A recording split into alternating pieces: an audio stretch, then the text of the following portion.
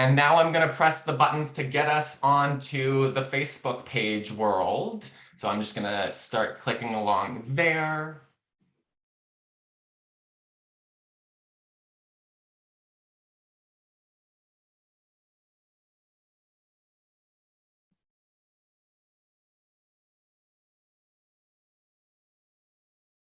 Okay, we are now going live on Facebook.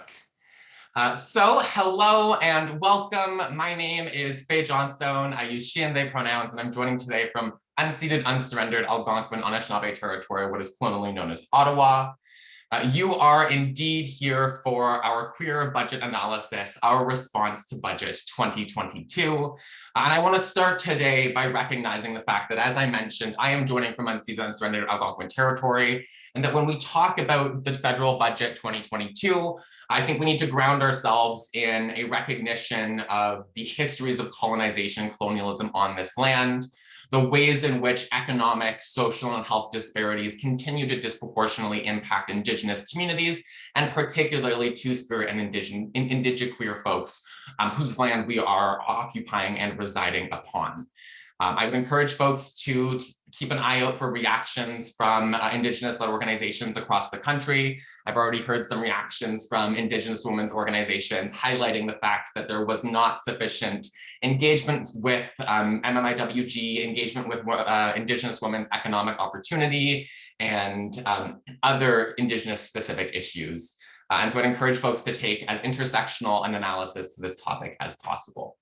Now, our focus and our hope today is to have a very candid conversation. We did not come here with a script. We came here with an outline, and we want to keep this conversation in that candid and casual spirit. I'm thinking of fireside chat vibes rather than press conference with a business suit. Now, with that, I'd love to pass it over to my co-host, Debbie, if you'd like to introduce yourself. Yes. Hi, everyone. My name is Debbie Owusu-Akyeeah. I use she, her pronouns. I'm the executive director of the Canadian Centre for Gender and Sexual Diversity. And I am also on unceded and unsurrendered Algonquin Anishinaabe territory, also known as Ottawa. A little bit about the CCGSD, if people have never heard about it before. We're a national youth-focused Swiss LGBTQ organization that works to empower and support gender and sexually diverse people through education, research, and advocacy. Awesome. Thanks, Debbie. And thank you for agreeing to do this with us. I feel like the two of us have I love our dynamic and our ability to balance the Lord government, please do more with the celebrating the small victories. And I love the spirit of our conversations. Just for our audience today, the structure of our convo is going to be, again, fairly loosey-goosey. We want to give space for some feisty back and forth. But we're going to start with a bit of an overview of the context of 2S LGBTQ communities in Canada. We're going to talk about some of the past commitments in previous budgets, and then a bit about what we were hoping for in this budget before getting to the juiciest piece, our reactions to budget 2022. With that in mind, I want to start by highlighting that going into this budget, we are in 2 years of a COVID-19 pandemic. That pandemic has disproportionately impacted our queer and trans communities and our frontline queer and trans community organizations. We have seen rising rates of unemployment, rising rates of hate and violence across this country. We have seen, I'm still wrangling with the reality of the convoy occupation and the harm of that experience on racialized folks, on Indigenous folks, on queer and trans folks. And so at this point in time, I would still describe our communities as being in crisis. We are overrepresented in terms of poverty. We are overrepresented in terms of homelessness, mental health problems, street harassment, gender-based violence. And the broader context here is that prior to this current government, prior to the election of Prime Minister Trudeau, there was almost an echo chamber on queer and trans issues, i.e. we queer and trans activists were speaking to a government that wasn't often listening. And that creates a hard context when you then have a government that is putting some money where their mouth is on queer and trans issues. And my struggle is always balancing what they offer to our communities with the fact that it is unprecedented investment, but that doesn't mean that it is quantified, substantive, or sufficient in response to the degree of need or crisis in our communities. And so we always are in this struggle point where we have a government that's finally talking about queer and trans people. But are they doing it enough? Are they doing it in the right ways? Are they doing it with our communities in the room? And those are some of the big questions we'd love to explore more today. And so this government's commitments in terms of pure dollars to our communities are unprecedented. That is huge. That is something I am celebrating. But my role and our role as a sector is to call out the fact that it's still insufficient, that we as a sector have always begged for scraps, and that I am not going to celebrate until we have a real plan in this country to address crises of homelessness and poverty. I want a world where gay kids, queer kids, trans kids grow up safe and supported. So Debbie, I want to pass it back to you and just get your thoughts on that COVID-19 impact and some of the other broader context pieces that are important around this budget. Yeah, absolutely. Thanks, Faye. Yeah, I kind of wanted to echo what you mentioned about COVID-19 and the and this is an English word I'll never get, exasperation of like existing inequities. That I think has been the most jarring reality. And to provide some context for those who are listening, I joined CCGSD in this role Q1 of the pandemic in June, July, and had to immediately be in response mode, especially for how the COVID-19 pandemic is impacting the youngest people in our communities, being 2S LGBTQ youth. And you're really having questions around, how are these responses that the federal government is laying out, whether it's CERB, whether it's issues related to supporting those who are homeless or houseless, really also getting to these young people.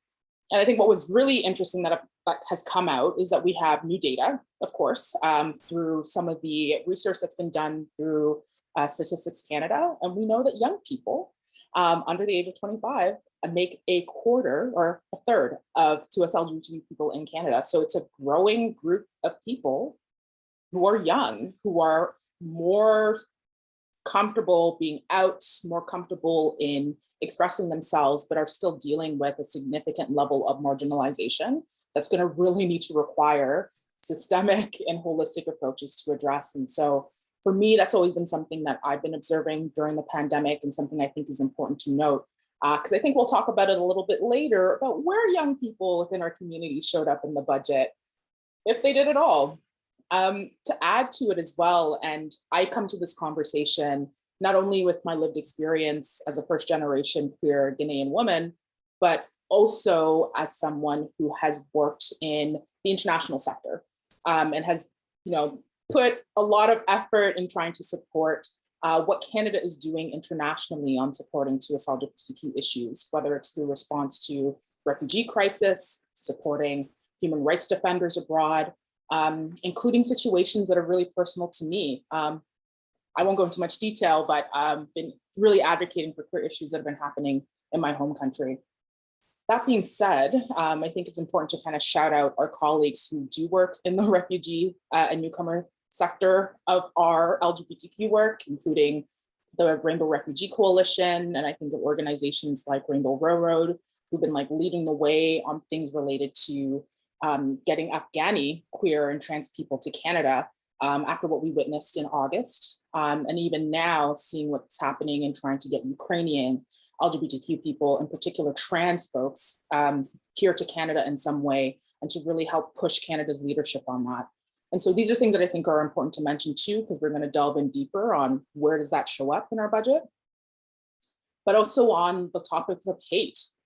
COVID-19 really reminded me that we're not there yet. We were never there. Any illusion that somehow Canada was a bastion of equity and equality for folks was clearly stripped away, very recently. And for folks who live in Ottawa, I think we dealt with the very physical reaction of it with the trucker convoy here. I think with a mixture of frustration, but then also misinformation, it created an opportunity for those who have never engaged with hateful rhetoric to easily be absorbed into the hateful rhetoric that exists in our communities, and that impacts Black people, Jewish people, Muslim people, but then also 2S LGBTQ people. And I think it's really important to note, and I often say this a lot, is that we can't address homophobia and transphobia in this country if we don't see the connections to anti-Black racism, xenophobia, etc. It's important for us to name white supremacy for what it is. And we'll talk about it a little bit later, but that naming, I think, is crucial. And I was really wishing that we saw that in the budget. We saw naming of other things that was pretty intense. But I think that was important to note because the hate is real, it's a reality. And we're seeing some responses with federal funding commitments to it, but an intersectional one is one that I'm hoping to see and one that I know that our communities are gonna have to continue advocating for. And so that's kind of a little bit about like general context setting, what the COVID-19 pandemic has put in front of myself and the organization I work with, but also for our communities broadly speaking. And I'm hoping with that introduction, we'll be able to touch on it a little bit more with what we were introduced with the budget yesterday. Thank you, Debbie. And I think next, I just want to give a highlight and just ground us in, what is already happening. What has this federal government already done in past budgets for 2S LGBTQ communities? Because I swear, like, my life is trying to sift through complicated budget documents and make sure I understand where all the money is going. And it is more complicated than I would ever have liked to believe. But just to re-emphasize, I think like our struggle as a sector really is, what is a fair expectation? I think I also really, I want to give thanks to the folks at Women and Gender Equality Canada. And I would say to Minister Ian, because I am seeing a bigger commitment from WAGE on 2S LGBTQ issues. I'm seeing that push for a more intersectional approach, for an approach that recognizes trans people as victims of hate, that recognizes the importance of a pan-governmental approach. And at the same time, I think that the deprioritization of queer and trans issues, of queer and trans liberation within our government as a whole is an expression of systemic homophobia. The fact that to get ourselves heard, we have to fight for those scraps. I don't think our message is getting through to the Privy Council's office. I don't think our message is getting through to Treasury or Finance. I think that we're seeing our issues siloed. And I think that everyone expects us to be really happy with anything at all. And again, I want to push that. I am here for liberation. I am here for a better future for queer and trans people. I am not here to celebrate victories that won't get us where we need to be. Small steps, foundations are being set in this budget, but it's not a budget that's making me giddy. It's not a budget that's getting me excited. And I honestly was hoping it would be. Now, on the topic of past commitments, just to make sure we're all on the same page, there are ongoing commitments from Budget 2021 in terms of the LGBTQ2 Capacity Fund and the Project Fund. So those funds are continuing. We did ask for $25 million a year in that funding for civil society, and we don't know yet if that's going to be met in this budget because we don't know how the action plan funding is going to be allocated. But our baseline really is that we need civil society to have $25 million a year in funding on 2S LGBTQ services. So you've got the capacity in the project fund. This government has also done some really good work on years ago now on trans rights legislation, creating the LGBTQ2 Secretariat. And while the Secretariat didn't receive permanent funding in this budget, its funding timelines are such that it is funded for the next 2 years at minimum. And so I think our hope is to see a permanent funding commitment in future budgets on that front. And so they have done some really good setting of the stage. But my instinct is still, we got like a few lines in this budget. There was like the one sparkly thing we were given in this budget was on the action plan. And it wasn't as sparkly as I was hoping it would be. And so on that, I'm going to pass it back to you, Debbie, just to give a picture of what were we asking for or hoping for in this budget. Absolutely. So let's talk about it. We were hoping to see, and I think you alluded to it as well, that big push for that $25 million a year annually for civil society within the 2S LGBTQ sector. And what we got was 100 million for the LGBTQ action plan. So if folks aren't aware of what this action plan is, it's been about a year and a half or 2 years in the process. And what it's meant to do, broadly speaking, is kind of streamline issues on 2S LGBTQ policy areas across all government. And the Secretariat kind of plays a key role in establishing what this action plan is going to be through asking civil societies to provide feedback on what they'd like to see included, through a series of consultations and focus groups. And I know Fae had led a few that have happened. And I forget the third one, the survey. It was a survey that was conducted to kind of grab data on US LGBTQ people in the country. And what I think is really awesome to hear, and if I'm correct on the response, around 25,000 people who responded to that survey, which we all know, especially for policy nerds, we need that data if we're going to have really good policy. And so that makes me really excited to know that this money that's been dedicated for the next 5 years is there. And so we know that it's there. We'll talk a little bit more about our thoughts on what it really means, but it means that commitment's been made. And it's really exciting to see also colleagues outside of our sector kind of seeing that and recognizing it as an important commitment that the federal government has done. So shout out to our colleagues in different sectors for recognizing that and celebrating it too in their responses as well. And I think like shout out to the Enchanté Net. Like I do, yes. You know, credit where credit is due. I don't think we'd be where we are now without the Enchanté Network, without Tyler and Catherine and their team, like doing all that they're doing to get us to this point. But we need so much more. Yes, and I think that's also a key thing to note as well, and probably part of what Fae and I will definitely talk about in terms of frustrations. You know, it's so easy, I think, for when we see these commitments made by the federal government, for some people, and not all, to assume that these are decisions that are made at the top level without, you know, pressure, without advocacy from us at the grassroots level, from the civil society level. And last week, I was speaking to my alma mater, and I said this exact same message, that it's important to note that those equity issues that we see that come from the government don't usually start from the top. They usually come because those of us in civil society, activists, force the hand of government to move. And so when we talk about celebrating some of these priorities that we see at the budget, we absolutely should. This was a win, and I think Enchanté Network defined it really lovely. This is an advocacy when we should be celebrating. And so like pat on the back to all the LGBTQ organizations who have really taken our stories. And I think that's been really key, really taking our stories, especially throughout the pandemic, and presented it to decision makers for them to recognize that it's commitments like this that are going to ensure that our communities are able to be served in a way where we're not further marginalized, and that we're seeing, you know, policy decisions and issues really improve our livelihoods. And so that's an important thing to just reiterate, especially on that one. I agree in full.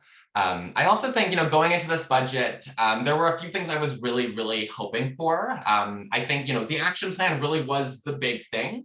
I was hoping, you know, $1 billion, a couple $1 billion over 5 years, you know, maybe even, you know, putting some real, I was hoping for a lot more significant of an investment. And I think a lot of us were as well.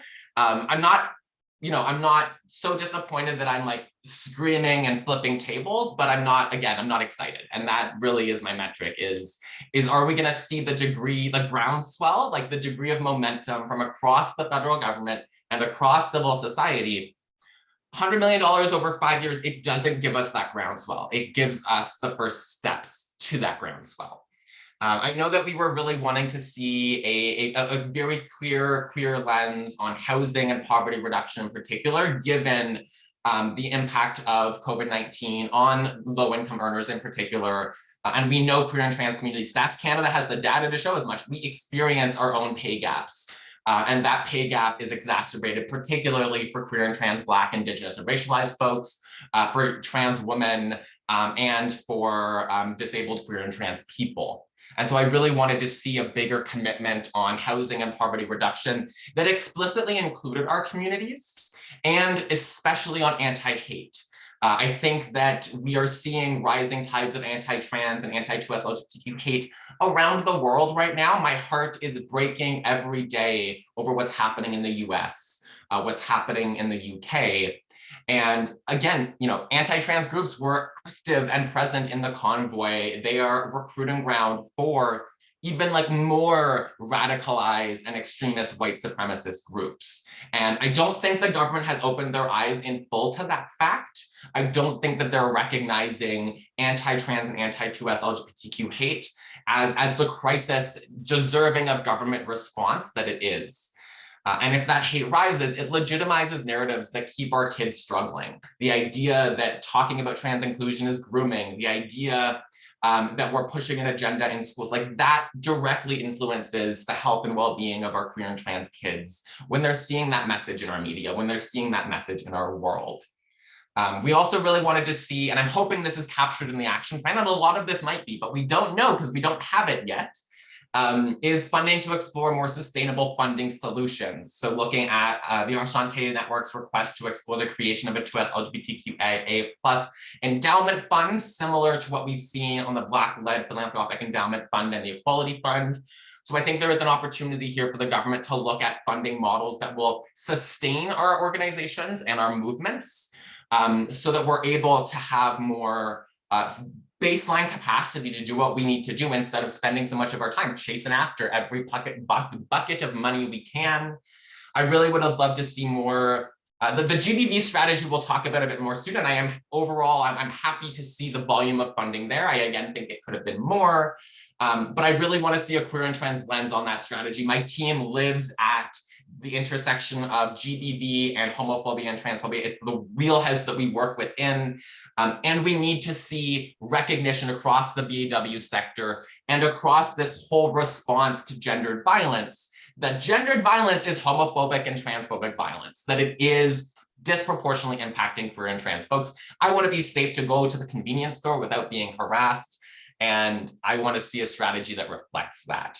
The last thing that I do think was asked for and has been asked for a long time that wasn't in this budget is around funding for STDBIs and for sexually transmitted and bloodborne infection prevention and funding for the HIV/AIDS sector. In 2019, the Health Committee, the Standing Committee on Health, did a report on LGBTQ health.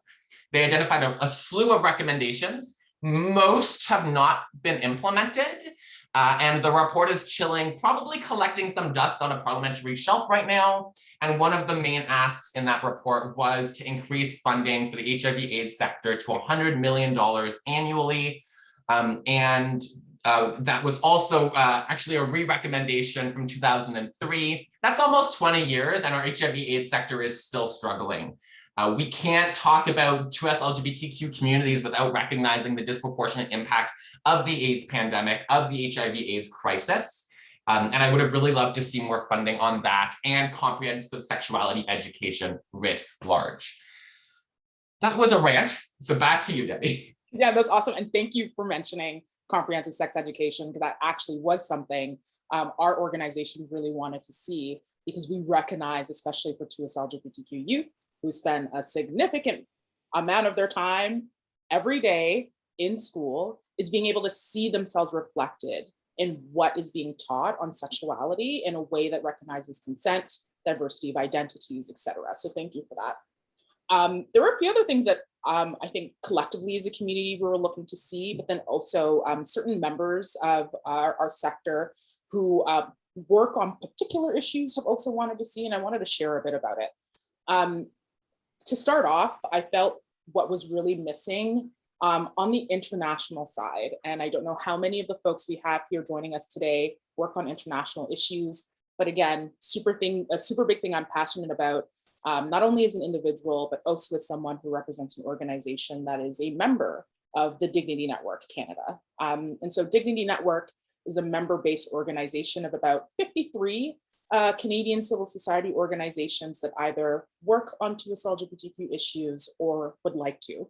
And, you know, collectively as a network, we've been really engaging with the federal government, in particular Global Affairs Canada and our IRCC, on really wanting to see Canada's leadership and advocating for SOGI-esque issues. So that's sexual orientation, gender identity, and sex characteristics. We wanted to see a really beautiful commitment on that. You know, Canada does a really great job in positioning itself as a leader around the world on this, especially through the introduction of policy areas like the Feminist International Assistance Policy and the Feminist Foreign Policy. What we didn't see, which does break my heart a bit, is the call for a special envoy on TUS LGBTQ issues within Global Affairs Canada, but for the government as a whole. We have, friendly countries in the world like the US and Italy who have special envoys who specifically play a convening role in ensuring that TUS LGBTQ issues show up in all aspects of our foreign policy. And it kind of isn't a really good look that we don't have that. And so we didn't get that, and it really breaks our heart, but it just means that collectively, those of us who work on international issues and queer issues have to continue pushing for that. Other things that we really wanted to see, and it was really surprising that it wasn't mentioned in the budget, was around, again, those two policy areas I mentioned around the feminist international assistance policy, but also feminist foreign policy, specifically in funding feminist and LGBTQ human rights defenders. We know, based off the information we get from Global Affairs Canada, that funding is instrumental in allowing human rights defenders who are on the ground in countries around the world to really do what is needed for those countries to push for the rights of the most marginalized people there. And I often speak about my home country, Ghana, because it matters to me as someone who is a Ghanaian Canadian, and it's important that Canada do that, recognizing that there are people who are impacted by what happens to TUS LGBTQ people in the global south who live here in Canada. So not seeing that funding commitment, not seeing that mentioned was a little disheartening. But what we're hoping is an opportunity, because again, on Canada's response to support the Ukraine, there could really be an opportunity there for us to ensure that TUS LGBTQ people who are escaping the Ukraine and escaping what is happening through the invasion of Russia to really be supported, and for Canada to show its leadership there, if nowhere else.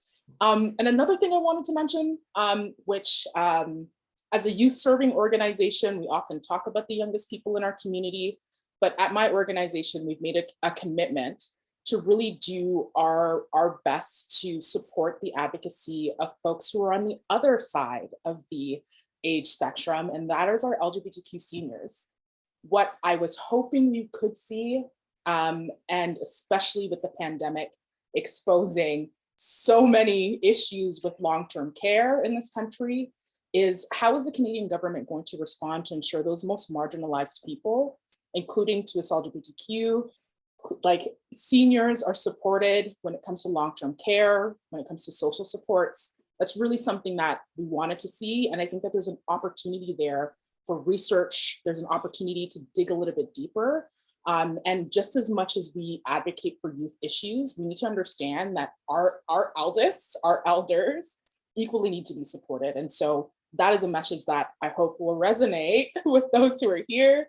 And that's something that our sector continues to collectively advocate for, because we are all going to be old queer and trans people. We are, because the work that we've done as a community, we are pushing to live more fulfilling lives, and we're living longer, and we're thriving, and we have families that we've created. And to see those folks supported means a lot. To see them existing means a lot to young people. And so hopefully the federal government can do something on that. I love it. And I think I want to touch on two pieces, or one particular piece that you mentioned. And I think it's, so we're seeing a lot of federal interest in the Ukraine, right? Like as there needs to be. Lord, there is a crisis and we need to respond with a fulsomely and comprehensively. But I also want us to not, there is a tendency to focus on Europe and to get really hyped about what's happening in Europe. And my worry is that they will not apply those approaches or standards, particularly around refugees. If we're gleefully welcoming refugees from the Ukraine and prioritizing TUS LGBTQ folks in that process, yes, we need to do that. But Afghani LGBTI people also need to be brought here with priority. We need to expand and broaden and streamline LGBTI refugee processes.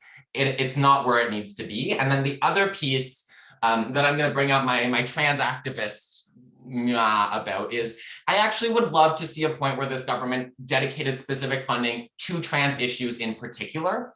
I'm a big fan. I am a T who stands with the LGBTQ, and I love that. But at the same time, if we look across every issue, trans folks are often the most disproportionately impacted of LGBTQ2+ people. Not always, and again, in different contexts, an intersectional lens is always essential. It's not a like, we all have it worse, because it's not a competition. But the unique, like, trans people experience unique barriers that are distinct and don't always express themselves in the same way. And that isn't something that we're seeing the federal government responding to as much as it could. I would love specific funding to address and support our trans civil society organizations. We don't have a national trans organization in Canada. Government folks on the call, you're welcome to give me a call and chat about making that happen. We would be happy to do so. But I want trans-specific funding too. A lot of our money goes to bigger gay organizations, and they are diversifying in really good ways. And I am so elated to see that work. But trans folks are still not in the room in most of these spaces. I don't know many other trans folks whose role includes advocacy with government, is in the room for these kinds of conversations. And I'm a little bit lonely at this point. You make a good point there. Absolutely, in terms of like dedicated funding, especially within the community. And I think that was another thing that I was really curious about. And I think the way things are structured, and you're going to see a pattern here, folks, maybe it'll be answered when the action plan gets here. And I think that's the theme, is like, we have questions, maybe the action plan will answer it.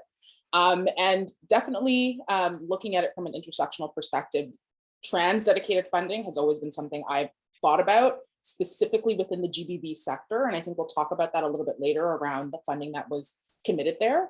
And, you know, I was looking at some of the other commitments that were made for the like safe and inclusive community section part of the budget, and looking around things for Black Canadians. And one of the questions I had, just being a little cheeky, was what does that mean for Black-led and Black-serving LGBTQ organizations?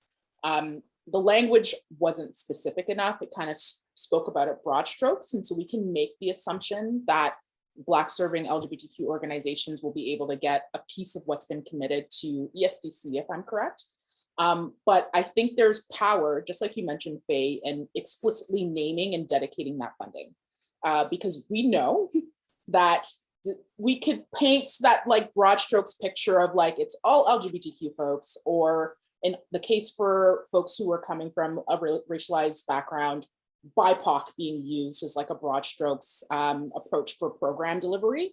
But what it doesn't account for is how trans-misogynistic, or specifically anti-trans discrimination, shows up at the federal level, and how anti-Black discrimination shows up at the federal level. And that informs, and we've seen it, folks, who gets money and who's decided as trans enough, or in some cases that we've seen recently, Black enough to receive funding, right? And so there is power in that specification. I don't think people should think that it's creating some sort of competition amongst folks. I think what it does is recognize that we have community members, due to other forms of systemic oppression, who are navigating things a little bit differently on top of being within the LGBTQ community, and that there's power in dedicating funding for that. Let's hope the action plan will address that, if the data it gathered during that phase of the plan will really speak to it. If it doesn't, folks, we continue to fight, because that is essentially what we have to do if we want to see these things happen. I think I really agree. Like it's not about a competition, but it's about saying that in every funding dynamic, Black-led organizations in particular, trans organizations, they're going to be left out of the bigger buckets anyways. And so we need that dedicated funding that names and is targeted at those communities to make sure that they're part of the conversation. And my other worry with this government is I think they are really good at adding the words, you know, LGBTQ2+, and adding the words like anti-racist or BIPOC to otherwise mainstream funding allocations. And so they'll say, you know, we are giving a huge volume of money and it's for GBV and it's inclusive of 2S LGBT, but there is no expectation around what that looks like. I.e., I think a lot of civil society organizations led by straight folks, led by white folks, led by cis folks, will throw in the like, yeah, this is also for 2S LGBTQ people, or this includes trans people. But then you look at the grant details, you look at their actual project, and it's like, wait, you don't mention trans people anywhere in this. You don't actually do anything for 2S LGBTQ people. You just mentioned us, or we were mentioned in your grant application without any substantive engagement. And so they can say, yeah, all of these programs are also funding 2S LGBTQ services, but we're not actually in the room and we're not getting a piece of that pie. And I really like a lot of pie. There's a question coming in from Rosella that I would love to kind of shift over to for a hot second. But then I think we'll zero in on the budget response a bit more, because I think that merits some more time. But the question is, could you speak a bit more to the ongoing challenges or untapped potential for collective advocacy by 2S LGBTQ organizations for sustained and sufficient funding? Is there more we can be doing? I'll let you answer, but I'm going to jump in with my quick thoughts, if that's okay. So first and foremost, like the Enchante Network has revolutionized queer and trans advocacy in this province or in this country. Having a national network, being able to connect, collaborate, and bring alignment across our sector, absolutely huge. We need that in every single province and territory, and that is something our federal government could actually be funding if they were, and that would be huge. A lot of our issues are provincial and municipal issues. I am never expecting the federal government to give me the counselors that I think we need to address queer and trans mental health issues. The federal government, by and large, is not a funder of direct social services. And so what we need is for the federal government to be creating an infrastructure, as they have done for feminist movements, as they are doing on other issues, to help us bring our agendas forward with concrete evidence-based asks to provincial governments. Provincial governments are the ones that will give us queer and trans community centers in every single province, in every single community. That is what we need next. And with that, keep your eye out, because we got some big and fun plans for the upcoming Ontario election and for every provincial and territorial election from here on out. I think we're not in an era where gay orgs are going to be willingly left out or allowed to be left out of provincial election discourse. This ain't it. We're not going to let that happen again. But Debbie, over to you. And I'm going to run to the washroom. If I can let you just ramble about this and No do worries. your thing. Come back quickly. So yeah, I think Fae really touched on something that's really important about our capacity to do advocacy at the provincial and territorial level, because so many of the issues that are addressed at that level impact what we're fighting for. And I'm going to wait for Fae to get back for us to talk about the funding that's been allocated to the National Gender-Based Violence Action Plan, because I think that's a key example and a key opportunity for 2S LGBTQ organizations to start building our capacity on how we're going to start pushing our fairly conservative provinces and territories in this country. Again, we're here in Ontario, and that's a prime example. How we're going to push them to be able to ensure that funding that's dedicated to something like gender-based violence, that is a direct thing that impacts us, because homophobia and transphobia are gender-based violences in itself. How do we ensure that that money gets into the hands of 2S LGBTQ organizations who have been doing crisis work to address GBV all this time? But to add to what Fae mentioned in terms of this question, Rosella, which I think is amazing, I often think about, and there's a conversation happening in the chat about burnout, and I think that's super crucial to acknowledge, because oftentimes what ends up happening is that we've seen this at the sectoral level, but in the grassroots level, that like individuals end up being the ones who kind of carry the most weight, and that shouldn't happen. It needs to be something that is spread out. It needs to be something that's cohesive in order for us to really show the strength of people power. And this is where I want to give like a huge shout out to the feminist and gender justice sector, a sector that I left to come into this one, about how they are able to collectively work together with organizations that focus nationally, provincially, and locally to ensure that the voice they have for advocacy issues is so strong that the government would be remiss if it were to ignore it. And we've seen some major and amazing wins that sector has been able to pull, and we're seeing that their support is also doing wonders for us. And so I wanted to kind of emphasize that there's capacity I think we need to do as a sector to really build and strengthen how we do advocacy collectively. But what I wanted to mention in terms of this one, and I'm like losing my train of thought, I had it and then I lost it. What did I want to say? I have a couple thoughts if you want to think. You add to it. And then I think, because I mentioned this while you were using the washroom, it might be a good point to talk about the funding on the gender-based violence action plan, because that is a key opportunity and area for, I think, LGBT organizations to push provincially. I love that. And I think, like, I often think of our 2S LGBTQ organizations or sector as you know, the baby cousin of our feminist movements, right? And like feminist movements have come a long way and been able to articulate their message and their priorities more and more powerfully each and every year. And that gives me hope for where we're headed. But we lack the infrastructure that they do. So for example, it's hard for us to quantify. We don't have the evidence to make the kinds of arguments we need to make. I know that investing in queer and trans community services has a net benefit because it decreases the rate of queer and trans kids becoming homeless, that going to emergency rooms, living in poverty, that addressing pay and equity in queer and trans communities is in our economic best interest. And the feminist sector is so phenomenal at making that economic argument, but we don't have the data or the national infrastructure to do so. And so it always feels like when we get money from government, it's because they were nice enough to think of us. And I actually feel like I'm almost like expected to be excited. But again, like, what is a fair ask? We don't know what that number is. So as a sector, we also need to fill those data gaps and make sure that we're able to make different kinds of arguments. It's not just that addressing homophobia and transphobia is the right thing to do. It's also the smart thing to do. It's the effective thing to do. It's in the best interest of our economic, or of our economy. It's in the best interest of addressing unemployment. This country will do better in every measurable way without systemic homophobia and transphobia ruining so many lives. Shall we zero in? So in terms of the budget writ large, I think like my reaction really is, you could have given us so much more and you know it. And I think the feds are aware of that. Like, I think this budget was not an ambitious budget on a lot of social issues. I think that they did a lot on housing, and that's really exciting. But I think I'm feeling underwhelmed, and I think I've heard the same from our feminist siblings, and I'm seeing that across sectors.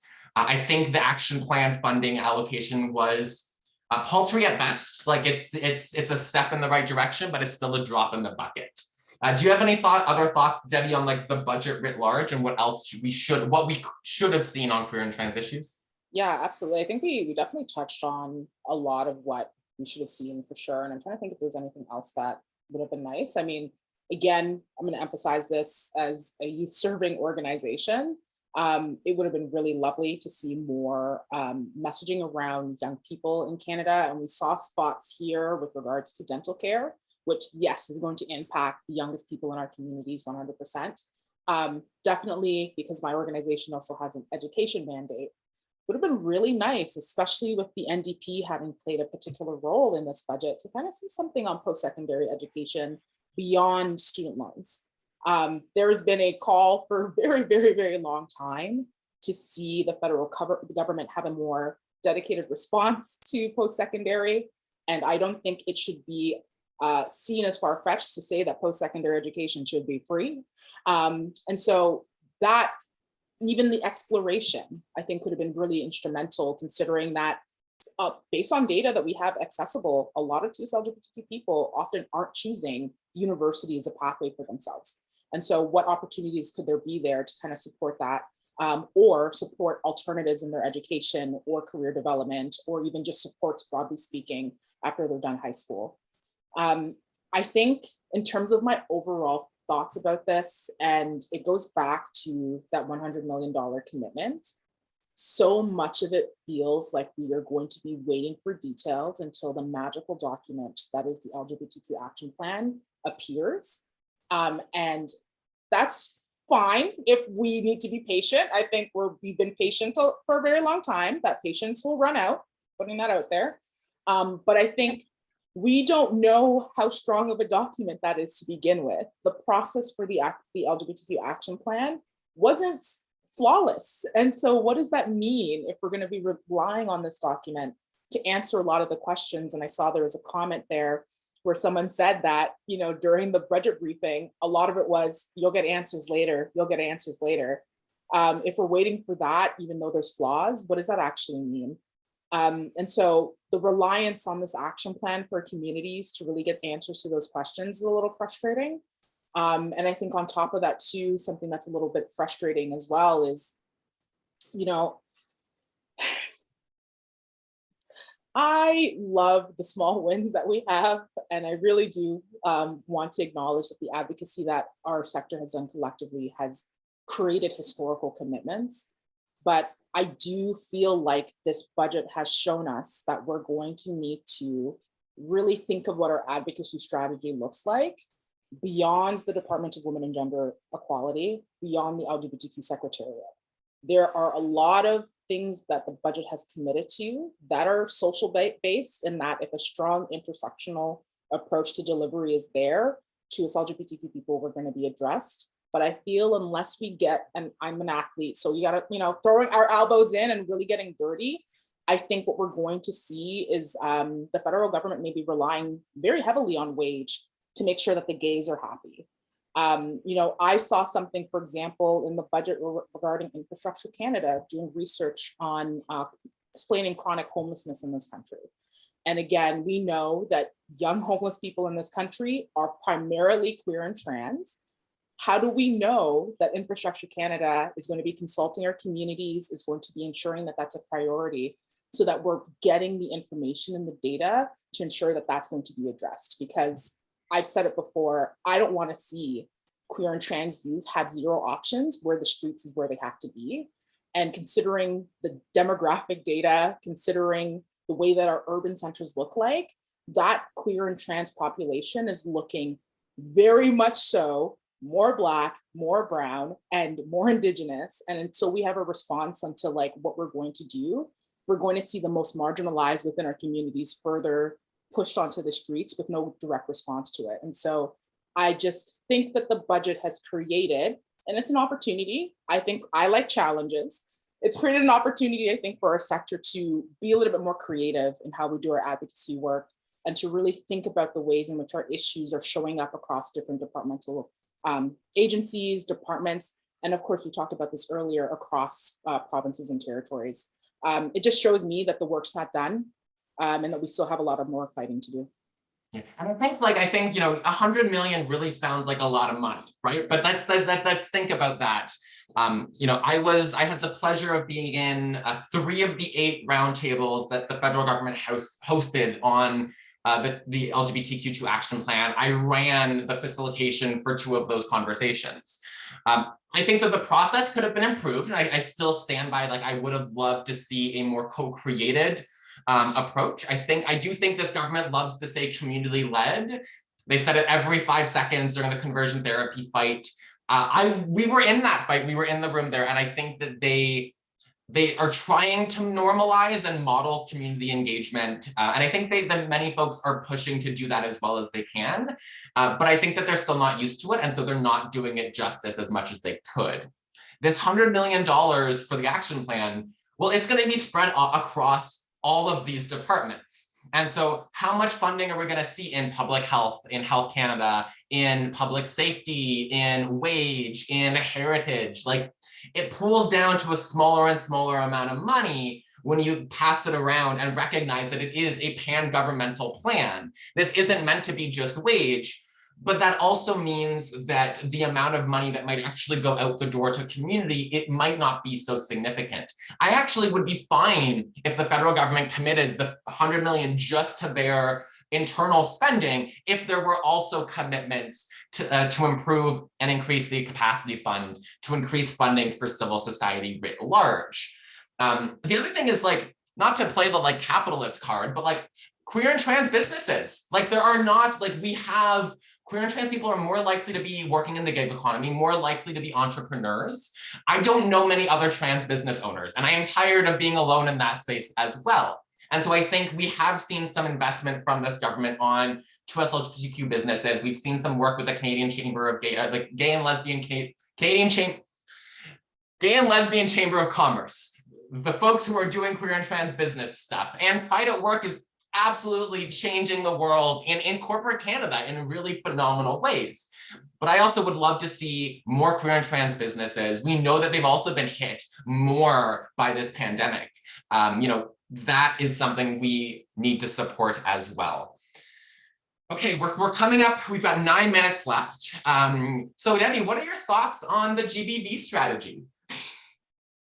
I have thoughts. And so these thoughts are, of course, ones I bring with the multiple identities I bring to this conversation, but then also the work that I've done before, but also most recently for an editorial that I co-wrote with pals within the sector, women who are also from different LGBTQ communities, speaking to building the table within the Gbv sector that looks to LGBTQ inclusion.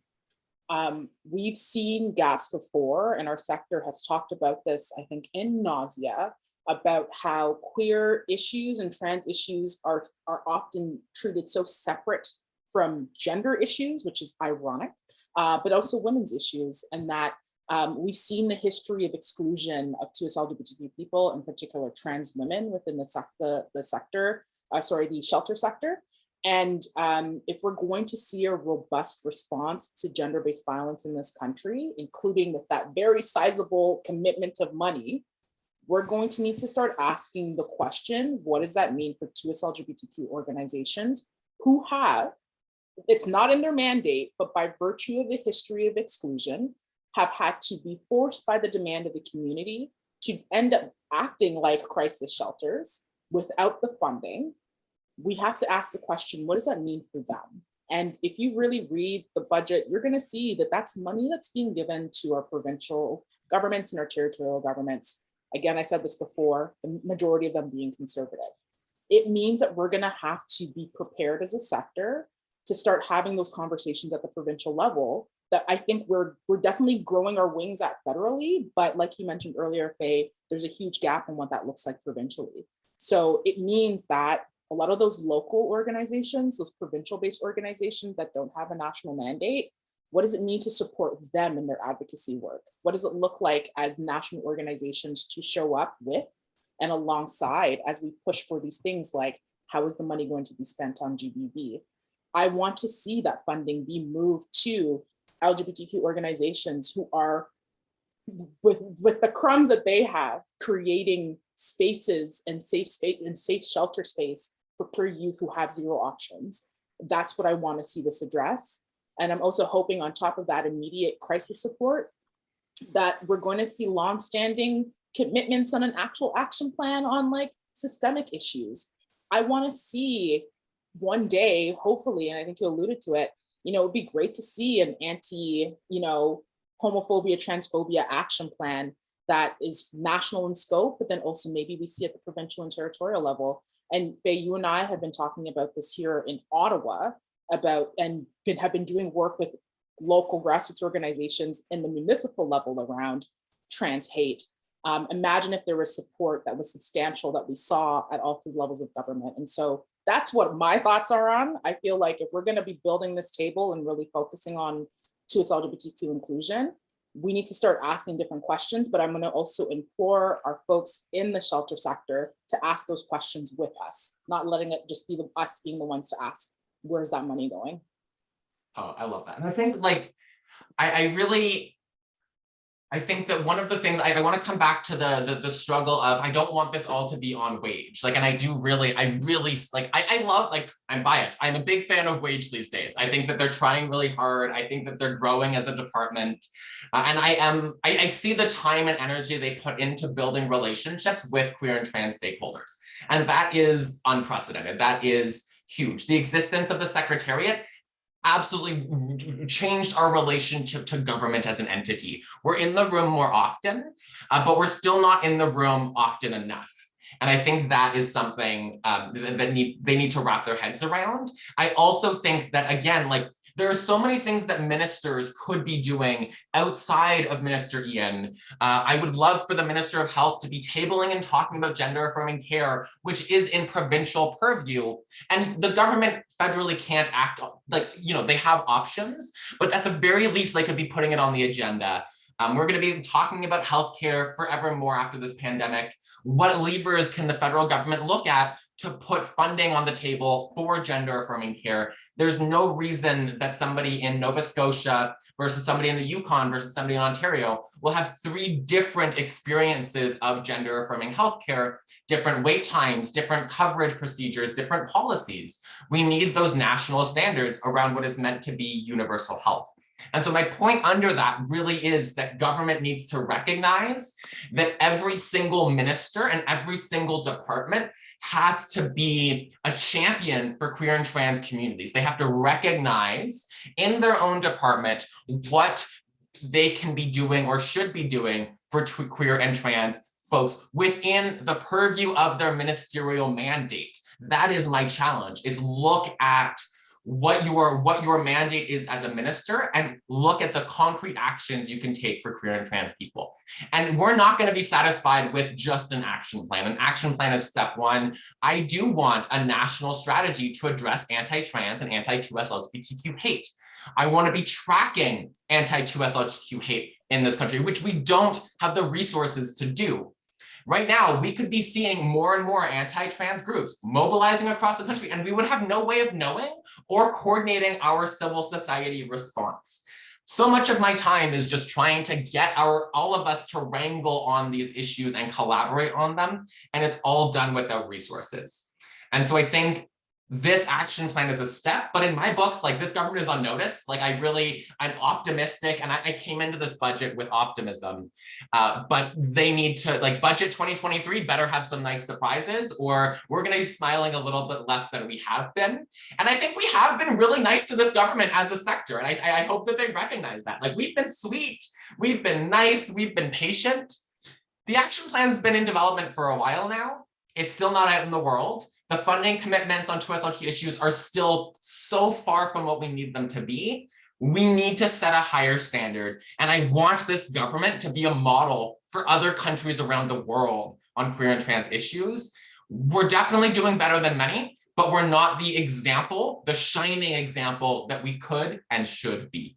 Debbie, we're coming up on time, but do you have any closing comments or thoughts to share with our audience? Only closing thoughts I wanted to share is a message of thank you to those who were in attendance today.